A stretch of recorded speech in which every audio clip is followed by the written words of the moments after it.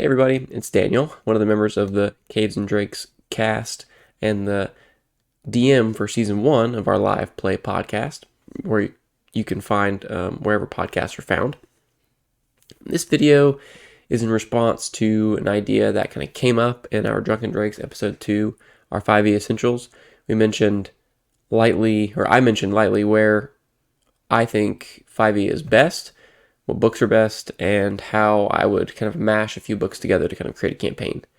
My goal for this video is to help you make a solid campaign, plan a solid campaign for more or less the same price as a hardback adventure. So typically they're around $50 if you buy them, Barnes & Noble or something, $30 on Amazon, or D&D Beyond. But my plan is to hopefully get you to where you can plan and run a campaign in a very similar fashion to our season 1 of the C&D podcast happened. Kind of how it all happened. This is how I prep. This is kind of an amalgamation and a compilation of all of my few years of running games and advice that I found that has worked for me. Hopefully I can share. Maybe it'll work for you. So let's get into it here. Let's first talk about what we're going to need. So the kind of books that we're going to be needing here. All right. So first things first, you're going to need Lost Mine of Fandelver. This is the D&D Beyond copy. Amazon has it anywhere, depending on the day, from I thought as cheap as like $8 one time. You can get it up to Target or something has it for like 20 or 15. You're going to need Dragon of Icespire Peak, which is about the same, runs the same price. Amazon to Target anywhere from 10 to 15 bucks.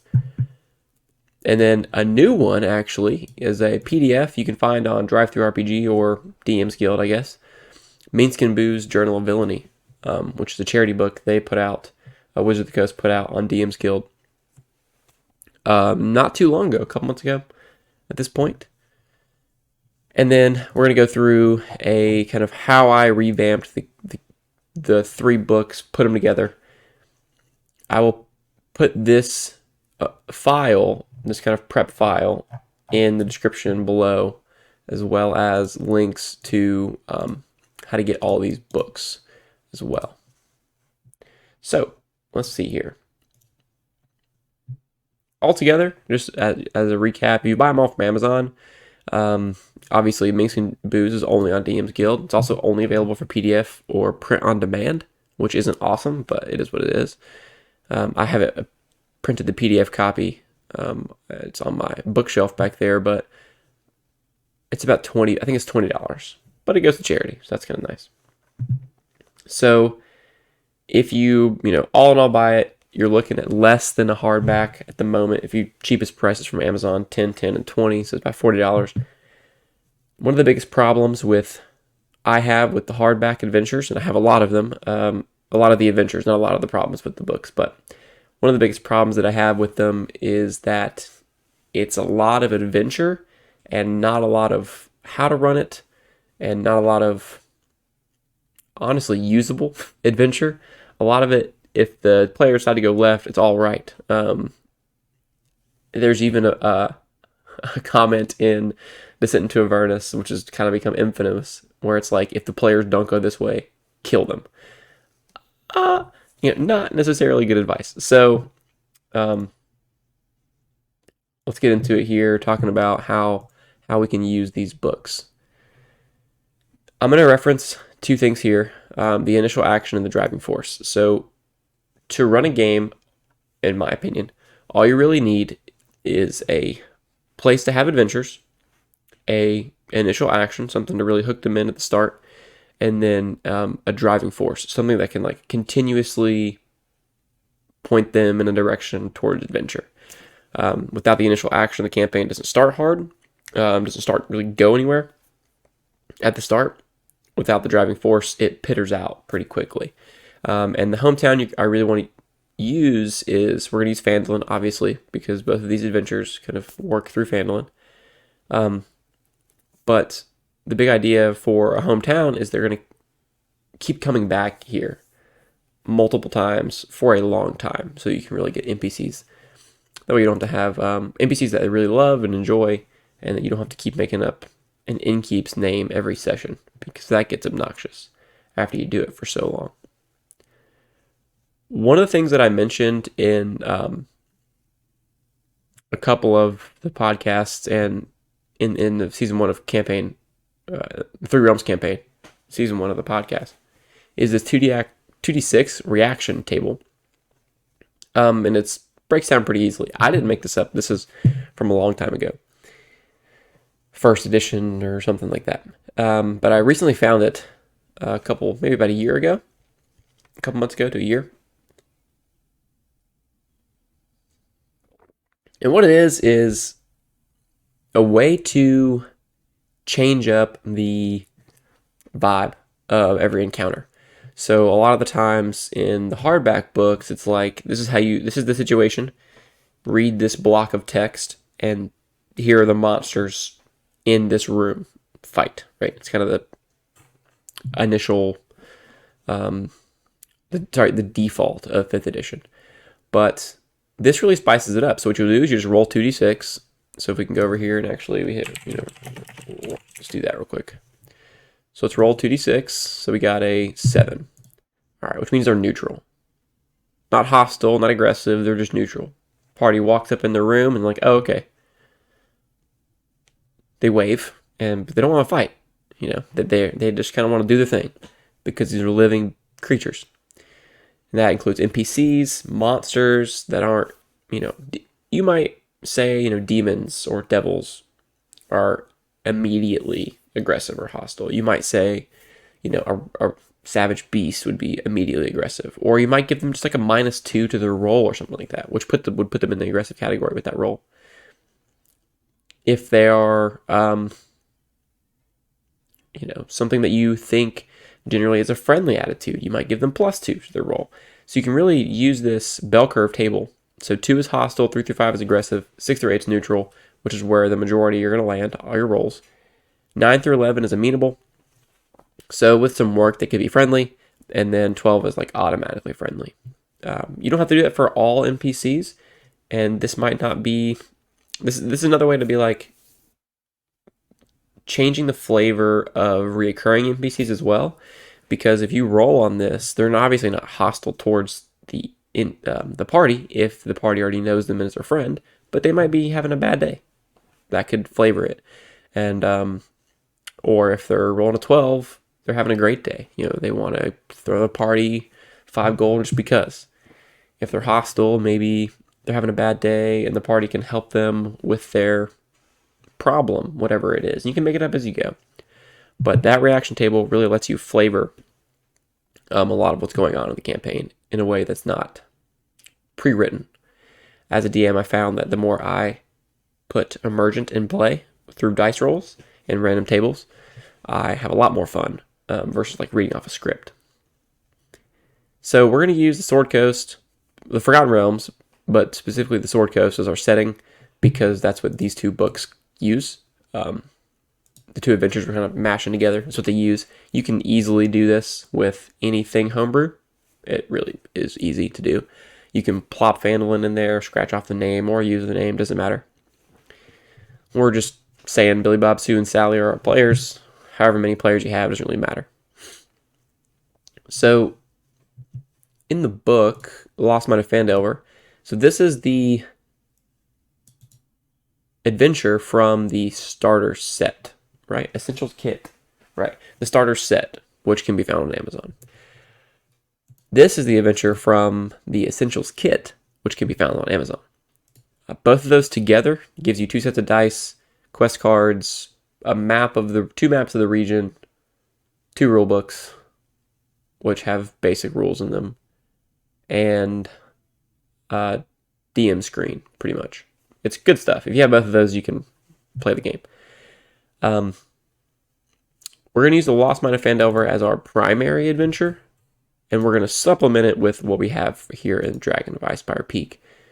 So the introduction chapter of Lost Man of Fandom kind of just gives you background, kind of what the adventure's about, full-on spoilers, by the way. So if you're planning on playing in this game, Lost Man of Fandom, you might want to turn it off or just say to heck with it. I don't mind spoilers when I play. It kind of tells you a little bit about the game itself, rules to game by, be consistent, not a competition, what's an ability check. It's important to read all this if you're going to run the game.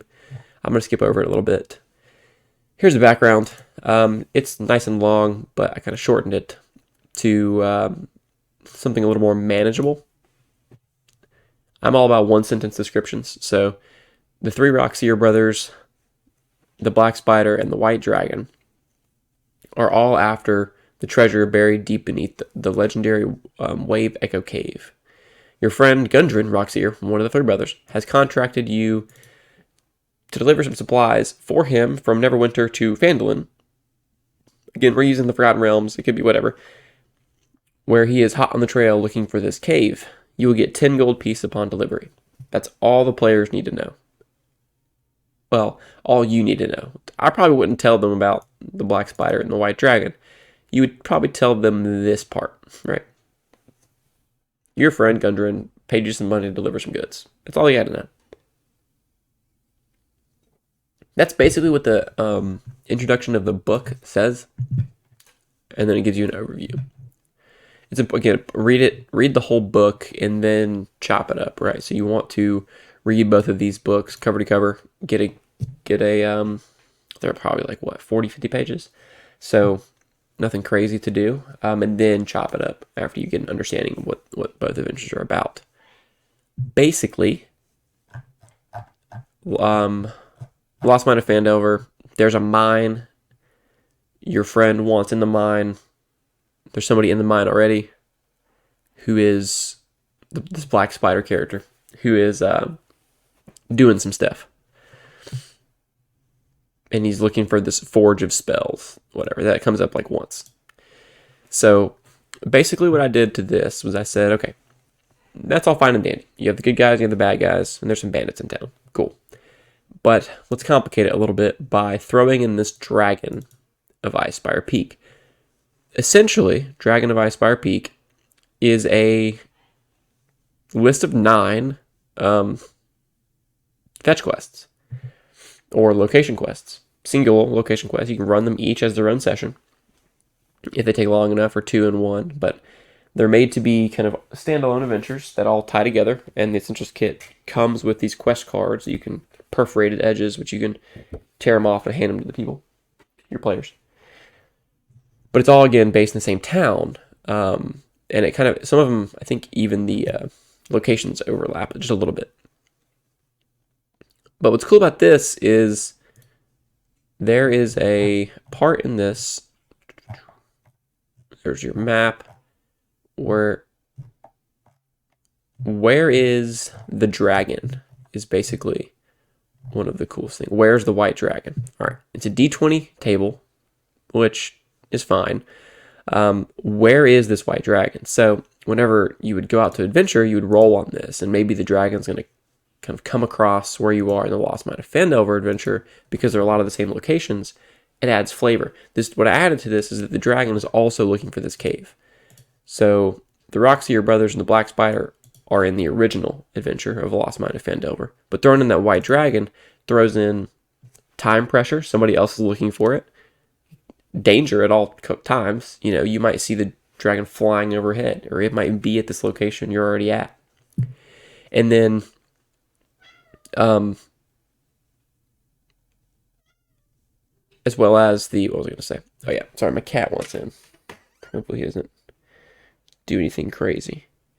The last thing I was going to say was it adds a potential ally or enemy. There's no reason to say that we can't ally with the dragon, right? What's he going to do? All right. So with all that, you'll keep the background pretty much the same. Let's go back up to here to the background. You keep it pretty much the same. I just kind of shortened it. 3 people, 3 factions, groups of people want the stuff in the mine. I don't know. It's pretty simple. The first chapter of the book. So let's go. Where are we at here? Oh, next chapter. Okay. The first chapter, part 1, Goblin Arrows. Run it as is. Basically, you're driving along the Tribor Trail, going from, Neverwinter to Phandalin, and you see some goblins have set up an ambush. You see some dead horses, and there's some arrows in them, and then the party investigates, probably, and then they get ambushed by some goblins. There's a goblin cave nearby, the Cragmaw hideout, that the party will more than likely follow them to, either their footsteps or them, like their the tracks, or them themselves, the actual goblins too. And so there's no need to change it. It's a great starting adventure. I've run it, I don't even know how many times, to kick off campaigns or as one-shots or whatever. It's a great time. The really thing that we're going to overhaul is Phandalin.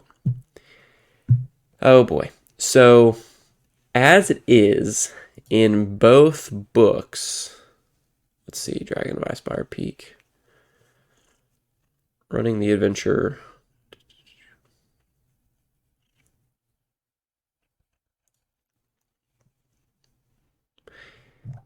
There's not much. Or actually, what is there? So Phandalin, here we go. Welcome to Phandalin. There's a map. You have some locations. It's okay. In the Lost Man of Fandom, there's a lot of quests that operate very video gamey, where there's a lot of NPCs that have a little exclamation point above their head, pretty much, where if you talk to them enough, you get a quest. Personally, I am not in favor of the talk to every NPC, get every quest, fill your quest log, go out, do every quest, back and forth, that a lot of people do play as. I think it's very video gamey. It doesn't really come out naturally in play. I like to hand wave all that by rolling on a rumor table, but that's just me.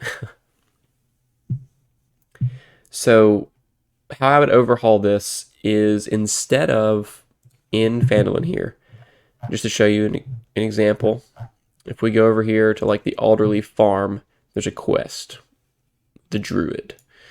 There's a lot of good information. Again, you want to read this book so you can get an understanding of all this, but instead of that kind of thing, the party would walk into town and they would say, okay, I want to gather some rumors, because again, this is something that we do at our table. Instead of talk to every NPC, it's I want to go gather some rumors, see what's going on.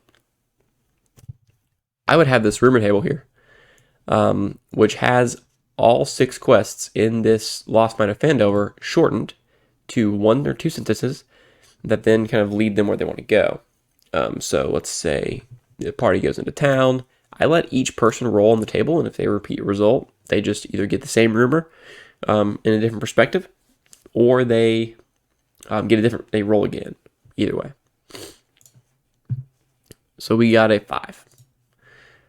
So Pip, Tolban's youngest son. This is he's telling them. Okay, so Pip, little boy, says, Alderleaf's son Carp said he found a secret tunnel in the woods, but the Red Brands almost caught him. There's so much information there, right? They walk into town, and this is like before Google, right? So if you want to know the best place to eat, you ask somebody, or what's going on in town, anything good? And then this little boy tells them the Red Brands almost caught him. They're gonna start asking questions. Who's the Red Brands? We haven't even set that up yet. There's no need to.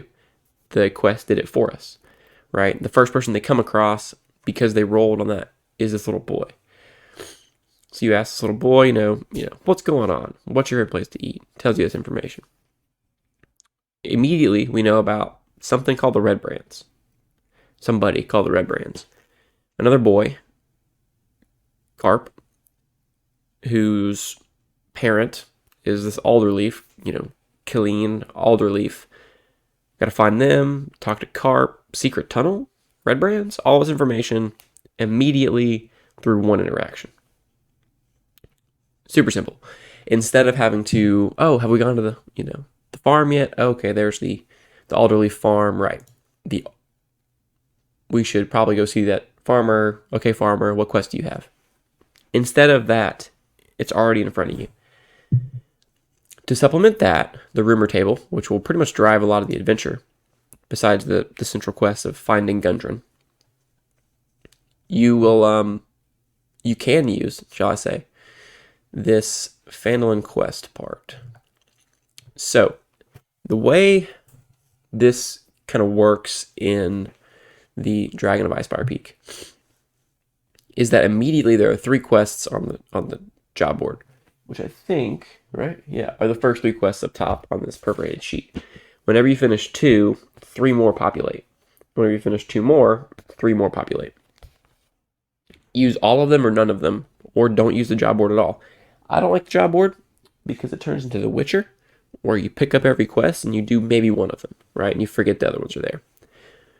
But if you like that kind of thing, or your party likes that kind of thing, your players like that kind of thing, then that's a way to supplement it as well. You have these rumors, you got a job board, you got to find this Gundren guy anyways. That's infinite quests right there. That's 30 sessions of material if you just go through that. Because rumors generate their own adventures, and these quests are specific, go here, do this thing, which whatever the party wants to do, it's completely up to them. Now, to add another layer of complication, the goal here is to have a self-propelling game. A place that feels alive. Phandalin, you want it to feel alive. You don't want it to feel static, like you're walking into a World of Warcraft zone, and that's the center town where all the exclamation point NPCs are. So you walk around, grab them all, and then go out into the woods, do all the quests, come back, turn them all in. You don't want that. You want a place that feels alive. To do that, again, it's rumor table, job board. They're going to start actually like digging into NPC interactions, gathering rumors, making their own quests out of the information they get. To add to that, to kind of continue to make it feel alive, Minsk and Boo's Journal of Villainy does a really good job of this because they introduced, let's see here, hometowns, or what are they called? Yeah, hometowns. There are 4 in the book as is. None of them really fit Phandalin very well, but what the book does, it has 30 for every hometown, 30 notable locations, information, the factions in there, encounters, magic item shops, all this kind of stuff. Baldur's Gate's in there, so if you are using the Forgotten Realms, that'd be a good one to go to, but we'll talk about that a little bit later. But what I did was I turned the location, like I used this template from Minsk and Boo's, and I turned Phandalin into one of those locations, into one of those hometowns. Okay, so it has a rumor table, it has the job board quests, so that there's the 3, and then if you want more, then the book has more. Also, if you want more rumors, page 9, which I guess is an exploring Phandalin. Yeah, Phandalin Tales. A rumor table is actually in Dragon of Icespire Peak. So page 9, if you have the physical copy, or exploring Phandalin Tales is right here. There's 6 more rumors you could gather, and it actually says, what quests they kind of link to. A big thing with the rumor tables also, you can twist them. They're rumors, right? So you can make it to where they're not telling the whole truth, or they don't know the whole picture, so you don't give all the information out as well. Or they could be straight lying to you. It's a rumor, right? It could be just gossip. Okay, so then you got the job board quests. You have the locations. So there are 10 major locations in Phandalin. Alderleaf Farm. This is organized by alphabetical order. It's not anything of importance order. Barthen's Provision, which is the trading post. There's the quest. The Orchard, there's the quest. The Lion Shield, Coster, there's the quest. The Miners Exchange, there's the quest. So it kind of works like that. Shrine of Luck, Sleeping Giant Inn. Stonehill Inn, which is the one you're probably going to be going to. The Town Master's Hall, there's the 3 quests. And the Manor, which is the Red Band Hideout. So you have your 10 locations, all the information that's important about what they could find there. So just to show you a little bit different, like here is this Barthen's provisions, right? All this information you want to read beforehand, not at the table. So at the table, you'd have this printed out. Barthen's provisions, trading post, run by this guy. Here's his quest. The rest of it you can make up, right, at the table. So you don't want to be looking at Lost Mines of Phandelver, the book itself, while you're at the table, because there's too much information here. But if we condense it to something actually manageable, one sentence or so, you can actually use this at the table. So there's all the 10 locations, and then there's the encounter table that I made here. Separate this by... So the dragon location table, page 11, or we mentioned, where's the white dragon? We mentioned it. There's an encounter table you could roll on. A rumor table you could roll on, honestly. If the party's asking about the dragon, where was it last seen, roll on that table real quick, and you can tell somebody. The red brand encounters. So if you want to kind of use the red brands, which are a bandit group in town, again, if you've read both Lost Mines and... If you read the Lost Mine of Phandelver, you'll know who this is. A 1d6 of who you're coming across, right? If you want to flavor their journey from one side of town to the other side of town as they're gathering rumors, about rolling the encounter table. And then you would roll on the reaction table or initial attitude table and see, are they friendly, are they amenable, are they hostile, are they aggressive? So you could roll, it could be totally different. You could roll Glassstaff and some goons are friendly, right? And flavor, and then run with it. Surrender to the dice, really. Like, see what happens. But that can add some stuff there.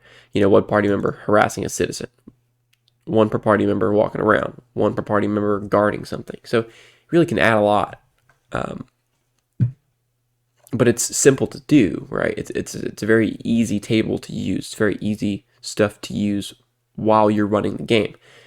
Notice this is not a script. This is not something that takes a lot of prep before time.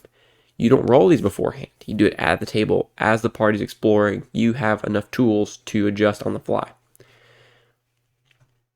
The factions here. So the Zentarum, which is like a thieves guild. Halia Thornton is your contact in the Lost Mine, which is somewhere in here. And what we're going to do here is look at Minsk and Booze again, because they introduced, let's get to it, group patrons as factions.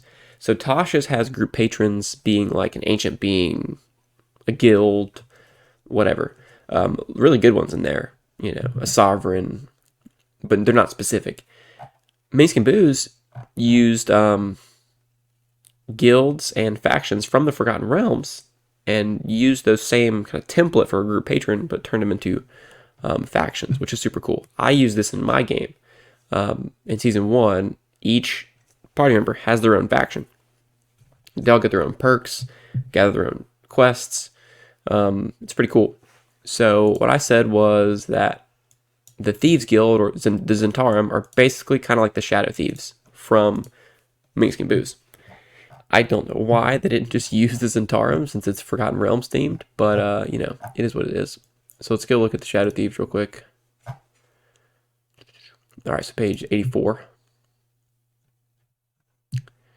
So you could be a Cloak Master, a Silhouette, depending on your class. It tells you, you know, who are they enemies with. It says the enemies are of the Zentarum because it says that it's a rival organization that engages in many of the same illegal activities. You could use Shadow Thieves or Zentarum. Zentarum's more well known if your party members are, or your players are big Forgotten Realms fans.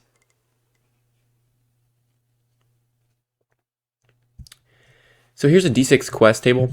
So let's just say, for whatever reason, you finish Halia's quest, and then you become friends with her. And so you kind of want to hang out with her and join the Shadow, or the Zentarum. Here is a D6 table of quests she could give you to perpetuate the adventures from there, right? Instead of having to write these out and make them, you know, big long quests that you have to do a lot for, there's just a D6 table. Break some people out of prison. Perform a heist. Kill somebody. but it's quick. You can roll on it at the table when it comes up. You don't have to prepare a lot beforehand. The Harpers are basically wizard spies. The Harpers are actually in Minsk and Booze here. So let's go to group patrons. Candlekeep. Pretty cool. Church of... Let's see. Emerald Enclave. Also a really cool one. Flaming Fist. Where are we at? The Harpers. So again, you can just straight up use this one from the book. Here's more about the Harpers. If your players want to join the Harpers, there's some quests, that kind of stuff. Also, each faction in Minsk and Booze has 2 NPCs, information about them, how to use them as a contact, and their stat block. So I said that the NPC from the book of Phandalin, the person who runs the shrine, Sister Garale or something like that, I said that she's most similar to Jahiria here, right? So this stat block, file off the name, and it's the one from Lost Man of Fandom. So you could use everything here as a stand-in for this NPC, right? You don't have to make up anything. You just take the file, you take the name, and you change it. It's simple as that. Same thing with the Shadow Thieves. Thornton is Monteron. There's another NPC in Minsk and Booze. The Lords of Alliance. There's 2 ways you can go about this. If you have Tasha's, you could use the Sovereign from Tasha's. This is kind of what I did. I used the Sovereign as my template, but I made it Lords of Alliance specific. So it's an alliance of merchant cities. It's the government, basically, that connects the city-states.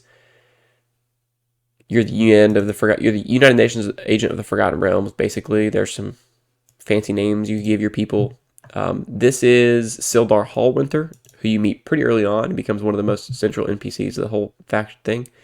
You get an insignia, faction training. Anyways, there's perks you get. There's your contact.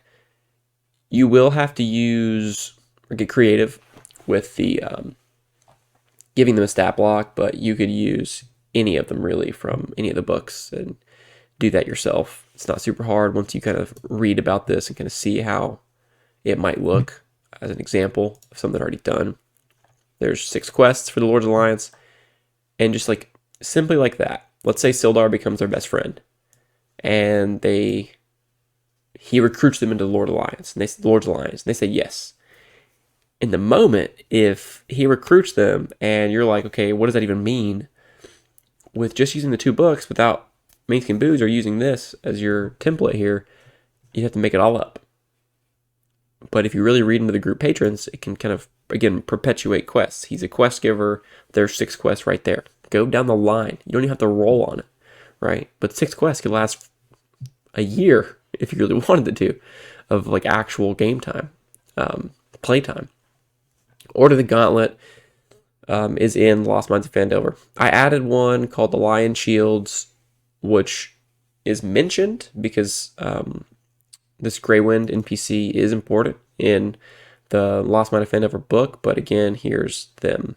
A whole faction. It's like a guild, merchant company. So what this allows you to do is no matter who your party allies themselves with, no matter who they make their friend, no matter the direction they go, what quest line they follow, there's quests. There's the general rumor table, which condenses the actual adventure, Lost Mine of Fandom, gives them rumors they can pick up around the town, tells them instead of having to go gather all the quests and go do all the quests, it all comes out naturally. Then there's a job board if they need more quests. There's allies, detailed factions they can join to then get more quests after the adventure. So this is just Phandalin, right? Huge. And then keep in the back of your mind also, these 2 big secrets, right? The Black Spider is Nesnar, and he wants the treasure, but he's already in the cave. The dragon, Cryovane, wants the treasure and is actively out looking for it. So keep that in the back of your mind when you're kind of running the game. But so far, Phandalin is so detailed, in a condensed and usable way, you can actually look at this at the table and be able to run this stuff. So after the Fandolin chapter, which is the most overhauled for sure, this thing called the Spider's Web. So basically, this is when the party is they're through. They have Fandolin, get a bunch of quests, and then the Spider's Web is they go out and complete the quests. These are all the ones that they would have gathered through rumor tables and NPCs and factions and whatever else throughout the Fandolin part of the adventure, where they're in town gathering information, that kind of stuff. So this is just like the locations. There's not much you really have to do. All you really have to do here is just kind of run them as are, or as they are, as is, should I say. So like Ruins of Thunder Tree, like if they pick up Thunder Tree, here's Thunder Tree. It's super easy. A lot of this book is written really, really well, where you can pretty much run it as you're flipping through the book. I would obviously condense it to the only information you really, really need.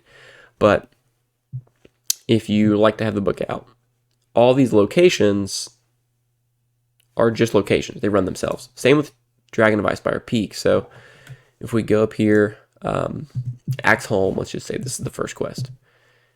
They must kill or drive out the monsters in the fortress. It's a single location with a map and what's in the location. This is the job board quest, right, from Dragon of Icespire Peak. So all of the stuff from Dragon of Icespire Peak is just like a single location, the loggers camp. They go to the loggers camp, do the thing, come back. These are just, again, supplements to add to the main thing, which is figuring out where this cave is, getting the treasure from the cave. There's really not much to add. Dragon of Icespire Peak wants you to run around and tell a bunch of people about the dragon, warn them all about the dragon. You don't have to do that. It can just be more locations to go explore. Part 4 of this is the Way of Echo Cave, which you can largely run as is. It's a really good cave. It's a phenomenal dungeon crawl, actually. I've run it a couple times. It's a lot of fun. A big thing with dungeon crawls, the way we do it over, at least we've done it so far in Season 1, is keep track of time. There are, if you can get your hands on them, some rules in the BX Essentials, Basic Expert Essentials, or what's it called? Old School Essentials, that has the first edition dungeon crawling rules, which are phenomenal, condensed into like one page. So it's pretty easy to do, easy to use. Basically, the idea is that you're going from room to room, you're taking time as you're doing it. This really shouldn't take 30 minutes to be able to run through this whole dungeon, so each room takes 10 minutes no matter what happens. 10 minutes to search, 10 minutes to walk from room to room because you're going slow, peeking around corners, you're making perception checks that don't take half a second. You sit there and stand there for 5 minutes as you're gathering all as much information as you can. It's less Scooby-Doo chasey through this and more methodical, and kind of how it would be if you're actually there truly taking your time to explore. So each room takes 10 minutes, which adds a lot of time and depth to the dungeon. One big thing, so it's called dungeon clocks, or just clocks in general, is that each turn, whether that's searching, fighting something, moving, takes resting, there could take 10 or more minutes, and you want to kind of keep track of that, so you can really keep track of the clock, and we tally it in groups of 6. We can see how many hours we spent in there, which helps us with like duration of spells. Has it been a minute or so, right? Some spells are like 10-minute duration, and if you only keep track of time during combat, it'll last the whole dungeon, because you're not going to have 100 rounds of combat in this dungeon. So keeps it, you don't have to guess. And it also makes some of those spells that make dungeon crawling obnoxious on the DM, kind of like abuse it, less abusive. And so you can actually Wave Echo Cave comboed with the Dragon Lair, which I think is the Dragon Barrow. Where's it at here? No, it's not this one. So what you can do here is there's kind of two major, the way we have it set up, there's two major end locations. The Wave Echo Cave and dealing with the dragon. It's kind of the big thing. Find the cave, kill the dragon. Or get to the treasure before the dragon at least. This is where it starts to get a little more. You can just Google Dragon Lair, use the white dragon stat block from the book, Dragon of Icefire Peak, and call it a day. If you really want to get fancy with it, Fizban's Treasury of Dragons has a phenomenal section on every kind of dragon and their layers and what that looks like. So if, the white dragon really something that you think is cool, I think it's like $2 on D&D Beyond for that one part or one chapter for the white dragon, or you can get the whole book for $30 on D&D Beyond or Amazon. It adds a lot of flavor and really you can really expand the dragon that way. If he becomes something that the party likes to deal with and you kind of want to use more centrally, and his layer more centrally, you can use that, which is pretty cool. So Fizban's Treasury of Dragons would have more of that, or you can just Google it and draw a map or something like that. Those are kind of like the two major, not end goals, but like in-game things, right? That's how you end the adventure, is you go into the cave and you stop the dragon, right? From there, this is where your factions, the backstories, or a published book, if you want, would really come into play to continue the adventure. You're probably level 5 by now. Well, honestly, you're probably level 8, if I had to guess. With how much we've supplemented and kind of added in stuff. If you're really taking your time with it all, you're probably level 5 to 8 in that range. You don't want to be too much higher, because you really outgrow the content in the book, so you're gonna have to supplement it if they're anything over 5. Really change some of the stat blocks, but by that point, you should be kind of getting in the groove of running a game. So you should know what your party can handle, what they can't handle, and how to change encounters based on their power level and composition and whatnot. From here, this is where the factions and allies they have gathered so far really come into play. So let's say for whatever reason they joined the Order of the Gauntlet. Roll a d6. They get back to town. They kill the dragon. They save the thing. They got the treasure. All the good stuff. What are your rolls are? 2. Lawbearer. Bring justice to a holy predicament. Could be a civil dispute or bad guys. They get back to town, and their quest giver, who is Darren Ettermath, has this thing going on. He has a dilemma the party can solve. Okay, well, maybe another person joined the Lord's Alliance. Foster a diplomatic relationship with the next town over. Okay, maybe those bring holy justice to a predicament and diplomacy go hand in hand. We didn't pick them. We didn't even pick the factions. The next town over, let's say, just for sanity's sake, so you have less to do, it's Baldur's Gate, right? Let's say the next town over is Baldur's Gate. You have the hometown from Minsk and Booze that has all the information you need to run the game, 30 notable locations with 1-sentence descriptions. You can use them at the table, right? It's huge. A map, encounters, magic item shops. All you really need to run the game, and 2 reasons to be there. Or really 1 reason, right? You can tie them together. You can be like, well, in Baldur's Gate, maybe a noble has been captured and is being held ransom by a cult. That's a diplomatic relationship with, kind of changing it a little bit, right? Diplomacy, they need to save the diplomat who's a member of the Lord's Alliance. And you also need to bring justice to this predicament, right? So you can see what you roll and kind of change it, but do it as you go from there. And that perpetuates the next part of the adventure. And from there, you can keep rolling. The cult will take a while. That's when the homebrew stuff really kicks in. If you want to use a published adventure, you can. I honestly don't have any to recommend. I don't like them, really, to run them. Not my cup of tea. But if you're going to Baldur's Gate, you can go descend into Avernus. Just don't follow all the advice there, like I mentioned earlier. But you can really do much whatever you want from here. Baldur's Gate, as a hometown, connected with some of these quests, and the factions are going to be the easiest way to do it.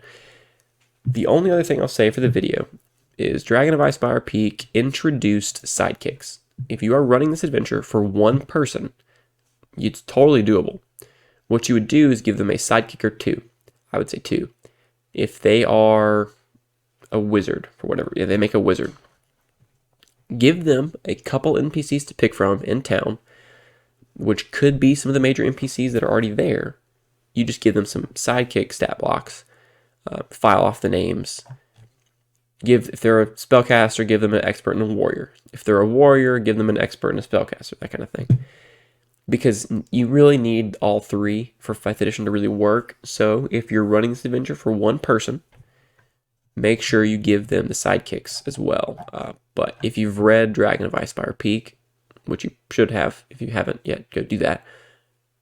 Give them some sidekicks, which all that's explained in this book. So that's pretty much it. That's how I would run these adventures. If I was going to start a campaign, it's almost 2 o'clock now. If I was going to start a campaign at 3 o'clock, that's what I would do. I would do it that simply. I'm going to post this file in the description below. I'm on Twitter at, oh man, what is my Twitter handle? Let's see. Collins_Dan1. So you can find me there if you have questions about this. You can also comment below if you have questions or need something further explained. Yeah, that's how I would run it. Again, your driving force here, the initial actions, the goblin ambush, driving forces, the rumor tables, factions in the cave. You got your factions there. You got your enemies there. If you've read it all, you know what you're looking at. There's an outline. It's all here for you. You pretty much need to pick up, again, to do this, Lost Man of Fandom, Dragon of Icespire Peak, hop over to DM's Guild, get Minx and Boo's Journal of Villainy. The proceeds of that go to charity. It's a great buy. And from there, your game should really perpetuate itself. I encourage you as a DM to play emergently, be at the table, don't write a script, have minimal notes, only really have what you need to have in front of you. If you have the Essentials Kit physically, it comes with the DM screen, have that 2d6 reaction table, have your rumor tables, and be ready to explore and discover the game with your players, not have them go through your storyline kind of deal. Anyways, that's all I have for you today. Hope you enjoyed the video. If you did, don't forget, as usual, to subscribe, like the video, comment what you liked, or if you have any comments about the video or any of the information that I talked about here, I'm more than happy to engage in the comments below. You can find us, Caves and Drakes, let's see, wherever you find podcasts. So let's see if my anchor is pulled up. It might not be. Nope. So, anyways, you find us wherever podcasts are found. Just look for Caves and Drakes. Same as the YouTube channel. We are near, at the time of the recording of the video, near the end of Season 1. We're kicking off Season 2 here pretty soon, which is our first world campaign. It's going to be pretty fun. I'm going to be playing a character, Grim, the Dragonborn Phantom Rogue. Pretty pumped. I rolled that one random as well. Again, surrender to the dice. Let the dice tell the story and discover it with your players. Go out there, have some fun. Thanks for dropping in, and thanks for listening to this whole thing. See you next time.